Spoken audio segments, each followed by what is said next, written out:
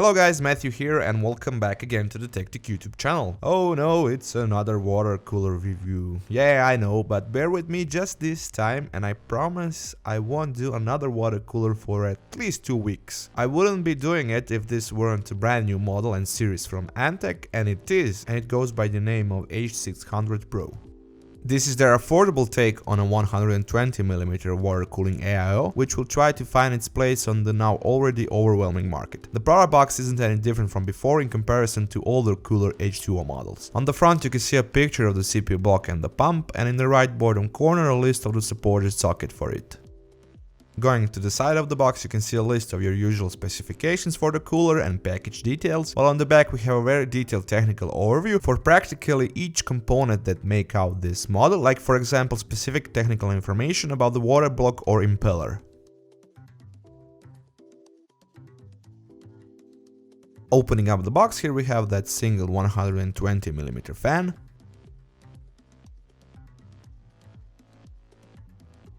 a user manual, small bag with socket installation parts,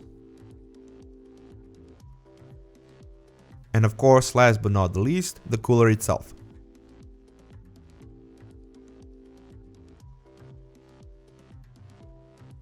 Taking a closer look at it, you can see that the radiator doesn't have that usual design. It seems a bit thicker, although in reality it's not, as it counts 27mm, but this more square looking shape on the edges makes it a non-regular example of a radiator, but other than that, basically it's a standard 120mm design with pretty dense fin population. As you can notice, the H600 Pro utilizes FEP style of tubes, which I personally don't like that much aesthetic wise, but of course that doesn't mean that they are not good. The only actual complaint you can throw at it lays in the fact that they are a bit more rugged than your regular rubber tubing. Coming down to the water block and pump, here we also have a very boxy looking housing, which I actually kinda like. If you're into LEDs and bright colors, you'll be happy to hear that Antec logo on the top lights up blue. Turning the block onto the other side, you'll be greeted by the CPU copper base, which has a mirror-like finish to it, which is more than welcome as it can provide a bit better heat transfer. The 120mm fan that goes onto the radiator seems to be coming from the 3 quiet series, which in theory should be decently quiet, but of course I'll check upon that claim later on. Just as the logo on the water block, the blades of the fan also light up in blue color. Unfortunately for those who are not into that, you won't be able to turn it off.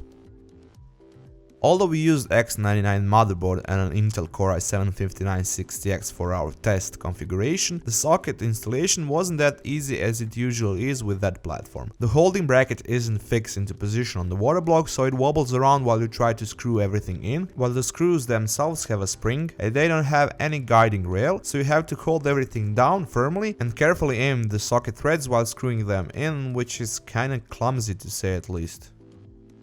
Finally, taking the cooler for a spin, first I went in to check out the low temperatures at stock values. Here we were getting anywhere from 50 to 55 degrees Celsius depending on the core, which was decent enough considering that this is a 140 watt TDP CPU. Bumping the frequency to 4.5 GHz and voltage to 1.37 volts proved to be too much for this cooler to handle. In that case, the CPU would overheat in a matter of seconds, followed up with this lovely sight.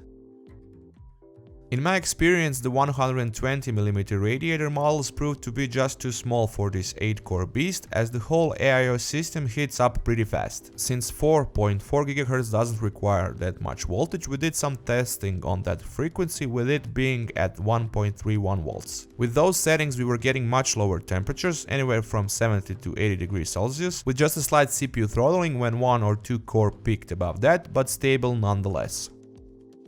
As for the loudness of the unit, pump and fan wise, it was decently quiet in idle and actually in load under stock settings, while under overclocking settings the fan was going at it quite fast, bumping up the overall sound of the cooler, but still bearable and not annoying.